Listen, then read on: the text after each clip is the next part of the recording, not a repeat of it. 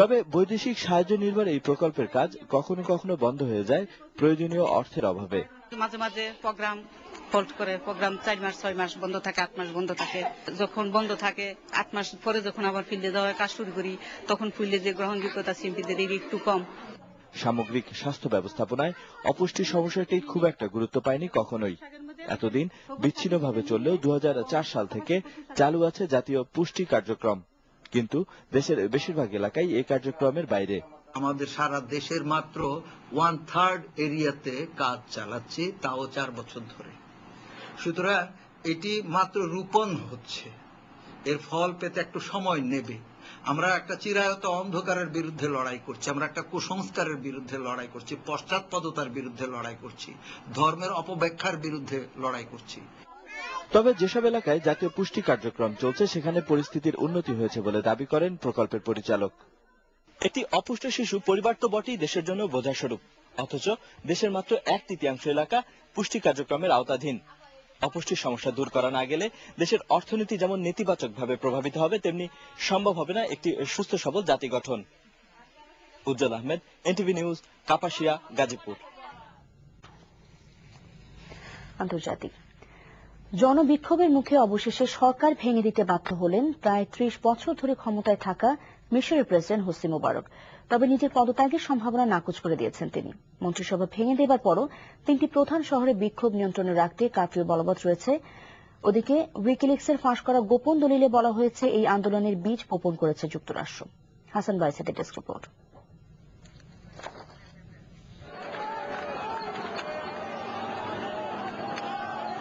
أتهاون في اتخاذ أي قرارات تحفظ لكل مصري ومصرية.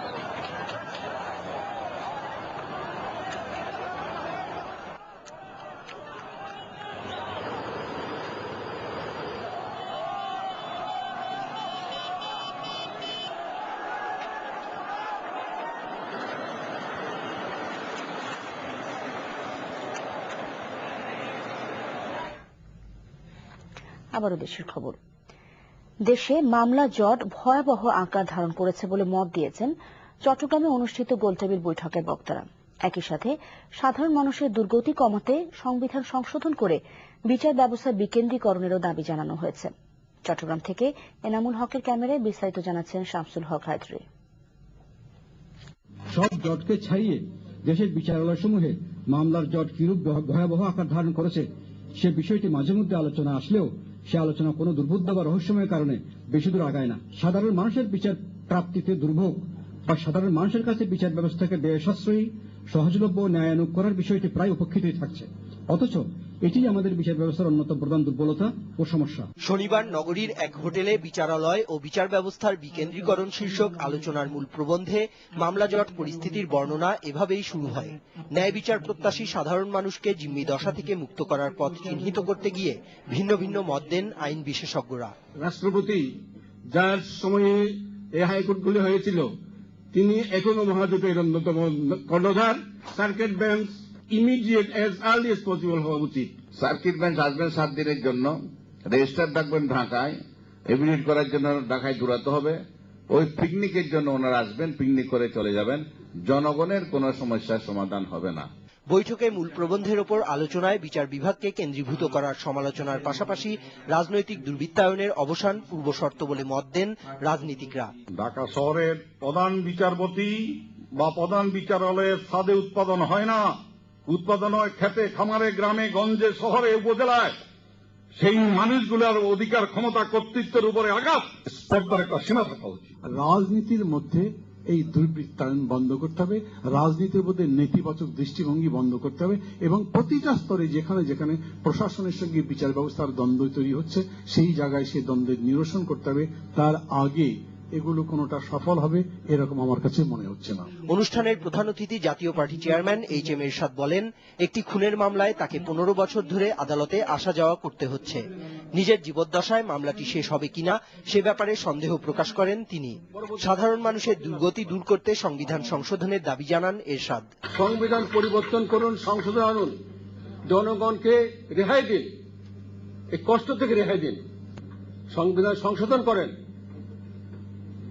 এমন করে সংশোধন করেন পরবর্তী সরকার সেটা বাতিল না করতে পারে। সংবিধান বাতিল করা আমাদের একটা বাতিল হয়েছে। মামলা জট থেকে রেহাই পেতে বিভাগীয় শহরে হাইকোর্ট বেঞ্চ সম্প্রসারণ, উপজেলা আদালত পুনঃপ্রতিষ্ঠা, বিচারকের শূন্য পদ পূরণ সহ 8 দফা সুপারিশ তুলে ধরেন আলোচকরা। ঢাকা রিপোর্টার্স ইউনিটির সাবেক সাধারণ সম্পাদক সাংবাদিক পথিক সাহা আর নেই। আজ সকালে হৃদরোগে আক্রান্ত হয়ে মৃত্যুবরণ করেন তিনি।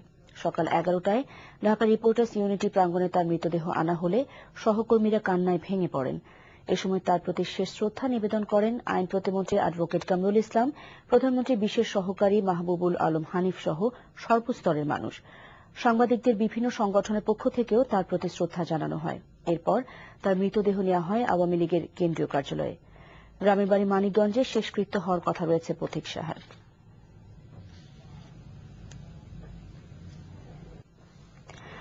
আবার আন্তর্জাতিক, এবার মিয়ানমার প্রসঙ্গ। চলমান রাজনৈতিক অস্থিরতা সত্ত্বেও মিয়ানমারে বিনিয়োগ করার জন্য বিশ্বের শীর্ষস্থানীয় ব্যবসা প্রতিষ্ঠানগুলোর প্রতি আহ্বান জানিয়েছেন দেশটির গণতন্ত্রকামী নেত্রী অং সান সুচি।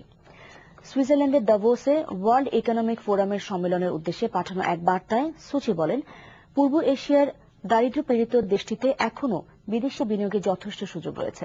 তবে বিনিয়োগের সময় দেশটির পরিবেশ বিপর্যয় এবং মানবাধিকার পরিস্থিতিকে বিবেচনায় রাখতে হবে। সুচি বলেন, রাজনৈতিক সংঘাতের কারণে গত 50 বছরে অনেক সুযোগ হারিয়েছে মিয়ানমার।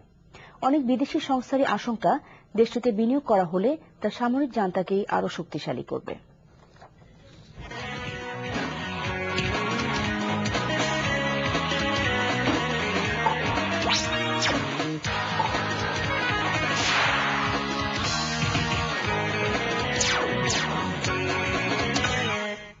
খেলার খবর, শুরুতে টেনিস। শেষ পর্যন্ত টেনিস মম খ্যাত কিম ক্লাইস্টার্সের কাছে পেরে উঠলেন না চীনের লেনা। জিততে পারলে হতে পারত ইতিহাস। রূপকথার মতো তার এই উত্থান থামিয়ে বছর প্রথম গ্র্যান্ড স্লাম অস্ট্রেলিয়ান ওপেনে মেয়েদের শিরোপা জিতলেন বেলজিয়াম কন্যা কিম ক্লাইস্টার্স। তিনি জেতেন 3-6, 6-3 ও 6-3। রিপোর্ট করছেন নাসিমুল হাসান। এশিয়ান মেয়েদের মধ্যে জাপানের কিমিকো দাতে, চীনের ঝেংজি সবশেষ কোন গ্র্যান্ড স্ল্যামের সেমিফাইনালে উঠেছিল। কিন্তু এবারের অস্ট্রেলিয়া ওপেনে চীনের লিনার ফাইনালে ওঠা যেন রূপকথাকেও হার মানিয়েছে।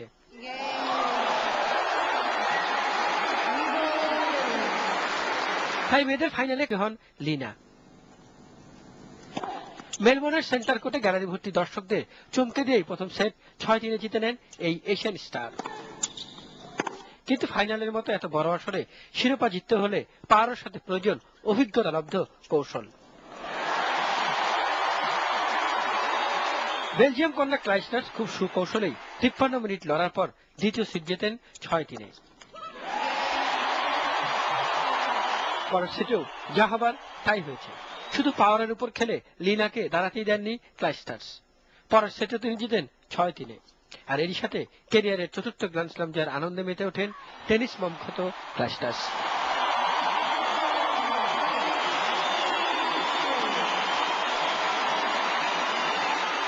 তবে জমজমাট এই ফাইনালের মধ্যে দিয়ে চীনা টেনিসের উত্থানের শুরুটা নতুন করে লিখলেন লিনা, যার শুরুটা হয়েছিল ঝেংজিকে দিয়ে। Nasimul Hasan, NTV sports desk. Cricket. Mohammad হাফিজের সেঞ্চুরি ও আফ্রিদির ঝোড়ো ব্যাটিং দিয়ে হারের বৃত্ত থেকে বেরিয়ে আসলো পাকিস্তান। ক্রাইস্টচার্চের তৃতীয় ওয়ানডেতে নিউজিল্যান্ডকে 43 রানে হারিয়ে সিরিজে সমতা আনল আফ্রিদিরা। প্রথমে ব্যাট করে 7 উইকেটে 293 রান করেছিল পাকিস্তান। 9 উইকেটে 250 রান পর্যন্ত তুলতে পারে নিউজিল্যান্ড। 6 ম্যাচ সিরিজে এখন 1-1 সমতা। মাত্র 8 রানে 2 উইকেট হারিয়ে ম্যাচের শুরুটা ভালোভাবে করতে পারেনি পাকিস্তান। কিন্তু ওপেনার মোহাম্মদ হাফিজের ক্যারিয়ারের প্রথম সেঞ্চুরি এবং আফ্রিদির উইলুর ঝড়ে দিশেহারা হতেও বেশি সময় নেয়নি কিউই বোলাররা। হাফিজ 144 বলে 115 এবং আফ্রিদি মাত্র 25 বলে করেন 65 রান। এছাড়া 44 রান করেন উমর আকমল। জবাবে ওপেনার হাউ এবং গাপ্তিলের ব্যাটে নিউজিল্যান্ডের শুরুটা ছিল বেশ সাবধানী, কিন্তু নিয়মিত বিরতিতে উইকেট হারানোর ধারায় যায় তারা দ্রুতই। স্টাইরিস ও উইলিয়ামসন চতুর্থ উইকেটে 81 রান তুললেও দলের হার এড়ানোর জন্য তা যথেষ্ট ছিল না। তানভীর, রিয়াজ ও গুল প্রত্যেকেই 2টি করে উইকেট নেন।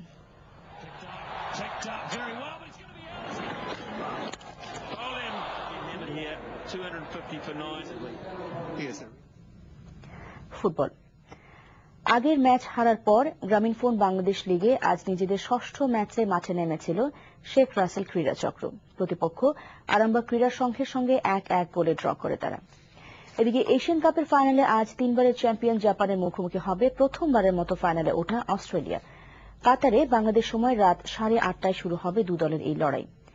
টাই ব্রেকারে দক্ষিণ কোরিয়াকে হারিয়ে ফাইনালে ওঠা জাপান শিরোপা জিততে বেশ আত্মবিশ্বাসী। শুধু এবারের আসরের পারফরম্যান্সই নয়, পরিসংখ্যানেও অস্ট্রেলিয়ার চেয়ে এগিয়ে জাপান। এশিয়া কাপের গত আসরে অস্ট্রেলিয়াকে হারিয়ে সেমিতে ওঠে জাপান। অন্যদিকে কোয়ার্টার ফাইনালে চ্যাম্পিয়ন ইরাককে হারানোর পর সেমিতে উজবেকিস্তানকে হারিয়ে ফাইনালে ওঠা অস্ট্রেলিয়া শিরোপা জিততে নিজেদের সবটুকু উজাড় করে দিতে চায়। খবর শেষ করছি, যাবার আগে একেএসটিএমটি বা শিরোনামগুলো আরেকবার। প্রধান বিরোধী দল সংসদে যেতে চায় সহসায়, চূড়ান্ত সিদ্ধান্ত দলীয় ফোরামে। মন্ত্রিসভায় অনুমোদন দেয়া নয়া দুদক আইন সরকার ও গণতন্ত্রকে সাহায্য করবে না বললেন সুরঞ্জিত। পৌরসভা ও উপনির্বাচনে প্রমাণ হয়েছে সরকার জনগণ থেকে বিচ্ছিন্ন বললেন খন্দকার দেলোয়ার। সামগ্রিক স্বাস্থ্য ব্যবস্থাপনায় অপুষ্টি সমস্যা গুরুত্ব পায়নি কখনোই, অধিকাংশ এলাকায় এই কার্যক্রমের বাইরে। এই ছিল সন্ধ্যার খবরে। ধন্যবাদ সবাইকে সাথে থাকার জন্য।